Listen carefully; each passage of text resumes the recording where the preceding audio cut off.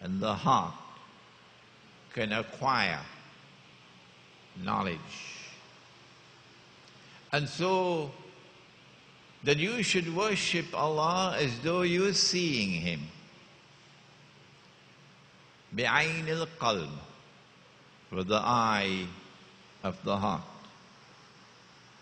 And so what the questioner has done is to take us through different stages of the religious way of life. The stage of belief, the stage of faith, and then the internalization of faith to such an extent that the heart can see. When the electricity goes, then don't you have to feel for the matches, to light the matches? Without light, you can't see. As it is with the external eye, so it is with the internal eye. It is only when there is light in the heart that it can see. But that light is not sold in the stock market. No. يَهْدِ اللَّهُ لِنُورِهِ مَن يَشَاءُ. Allah guides to His light whomsoever Allah wishes to guide. And if Allah puts light in the heart, then your PhD can be used usefully. But if there is no light in the heart, then Allah says of such people, they have eyes, but they don't see. They have ears, but they don't hear. They have hearts, but they do not understand. أُولَئِكَ كَالْأَنْعَامِ. They're just like cattle. What do you mean? Even with a PhD from MIT? Yes. You're just like cattle if you do not have light in the heart. Indicating that there is going to come a time, there will come a time in the historical process when none will be able to understand reality unless you're able to penetrate reality, not only with these eyes, but with these eyes. And you can't fool Allah. No. If with your lips you worship Him, but with your heart you worship the two gardens, you know what I'm talking about? With the river running in between, you know what I'm talking about? And the land is fertile, you know what I'm talking about?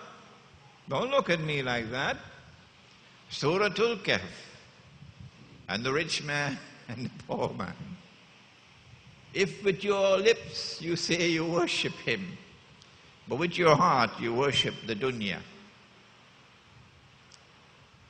then there'll be no light in the heart.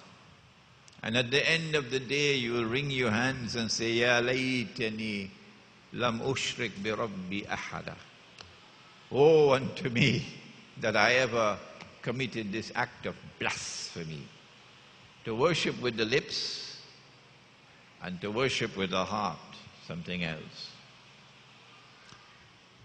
And if you cannot see me, then at least you could begin the process by recognizing that I am seeing you. فَإِن لَمْ تَكُنْ تَرَهُ فَإِنَّهُ يَرَى. And so these were three questions that were preliminary to the fourth and the fifth. And these three were not by accident, they were not haphazard. They were intricately linked, organically linked with number 4 and number 5. We have to search for this system of meaning which binds together the 5. Question number 4. When will the last hour come? Oh, I see. Allah has caused this event to occur to teach us something about the last hour and about the methodology for the study of the subject of the last hour. And the Prophet replied, and he said, the one who is being questioned has no more knowledge of the subject than the one who is doing the questioning. So next question, please. Which is a very nice answer, indicating he knows who he is. He knows how much he knows. And he does not want to disclose anything more than what he's given in this answer. And then came question 5, which is at the heart of this retreat. And I want to confess to you that I am still myself learning from this last question and its answer. He asked, what are the signs of the last hour? And the Prophet replied and said that you will find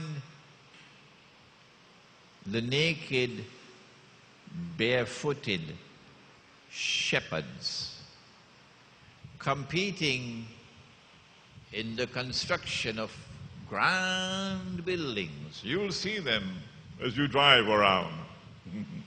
Grand, tall structures, indicating that you have to be blind not to recognize the last stage when it comes. Because yesterday there were no tall buildings, but now they're going up all over the world. And each one wants to build a taller building than the other one.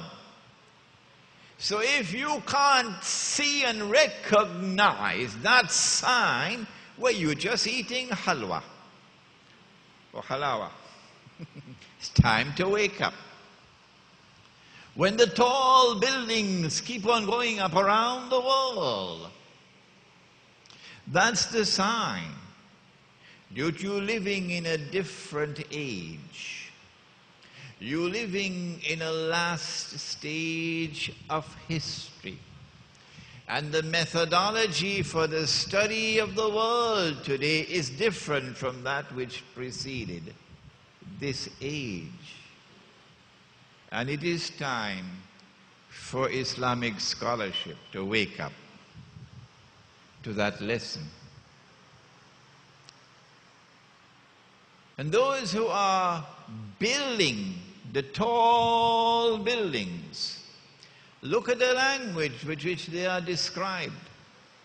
They are not men of wisdom. They are not sages. They are not true leaders. They are not people who can be measured with a yardstick, a measuring rod, and they measure tall. No. These who are putting up these big PR projects, tall buildings, they measure progress on the basis of the height of the building. They do not measure progress on the basis of integrity or character or faith or the beauty of personality. No. These are the people